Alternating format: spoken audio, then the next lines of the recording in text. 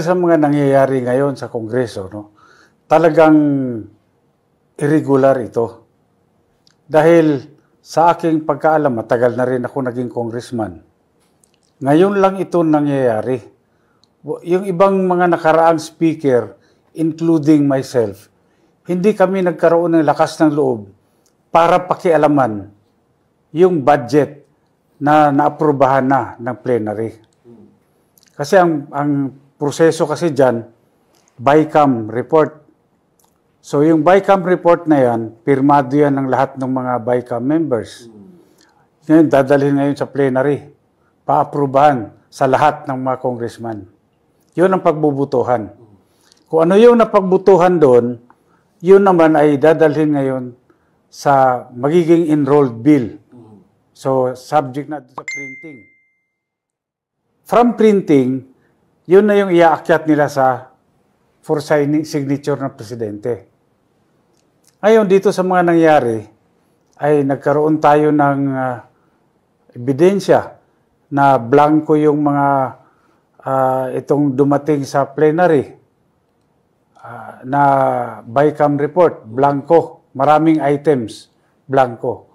Ang tanong, bakit pagdating sa enrolled bill, ay na-fill upan na?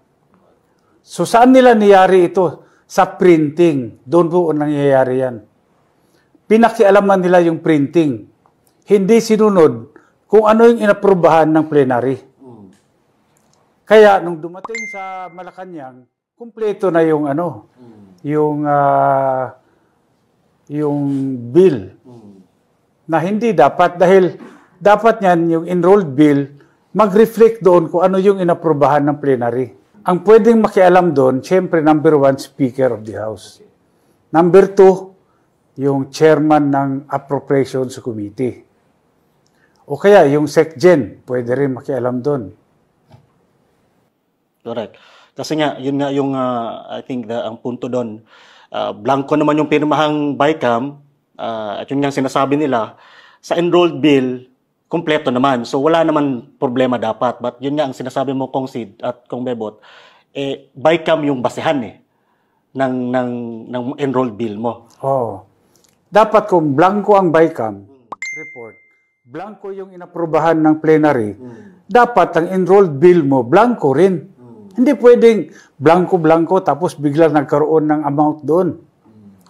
Doon ang problema. Correct. When you were House Speaker, Kong Bebot, this has never happened. Hindi. Mahirap yun kasi hindi ako nagkaroon ng lakas ng loob para gawin yan. Dahil as a lawyer, alam natin na crime yun. May krimen na nangyari doon. Criminal act yan. Mahirap yan. Thank you. Pasalamat ako at gi-admit niya na totoong merong blank item sa BICAM committee report. Sinabi niya yon.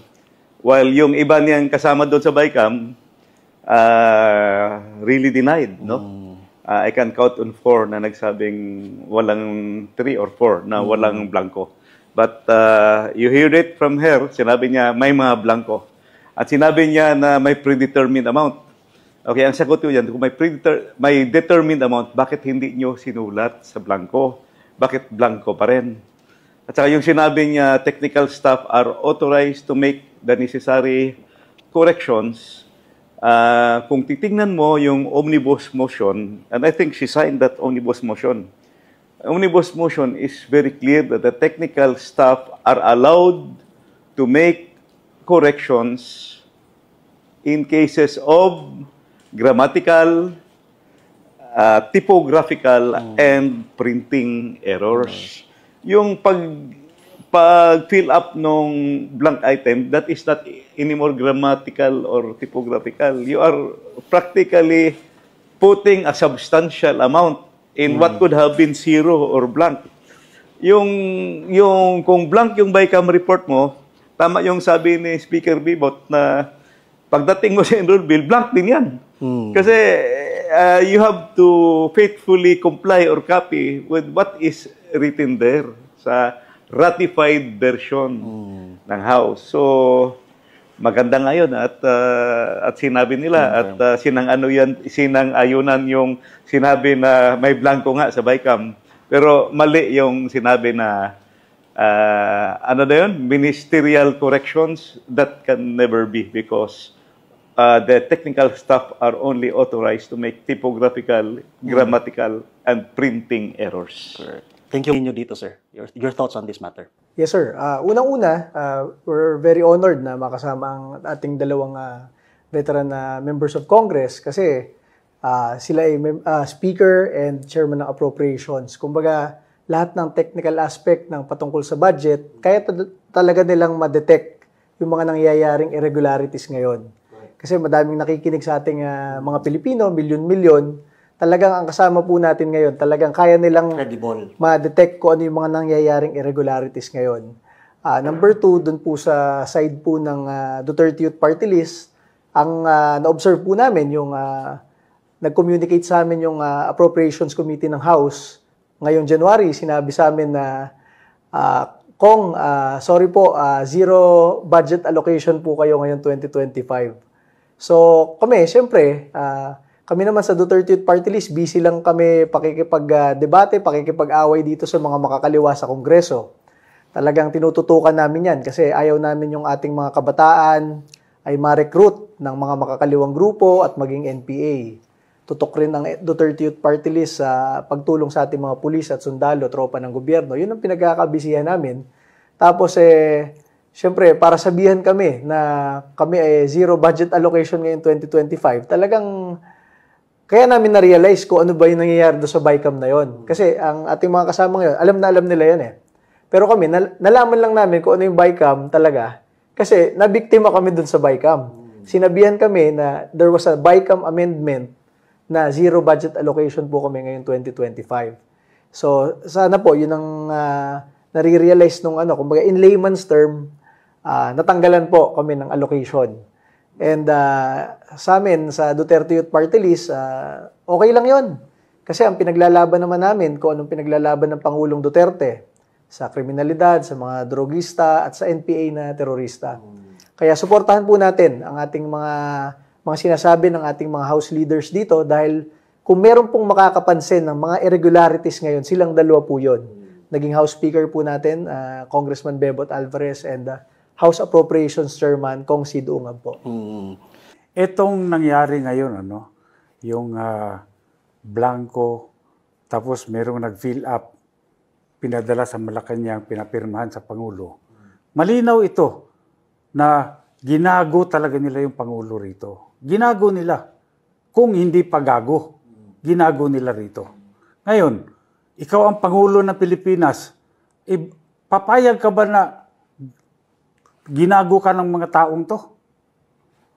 Dapat gumawa ka ng hakbang dahil nakakahiya ito.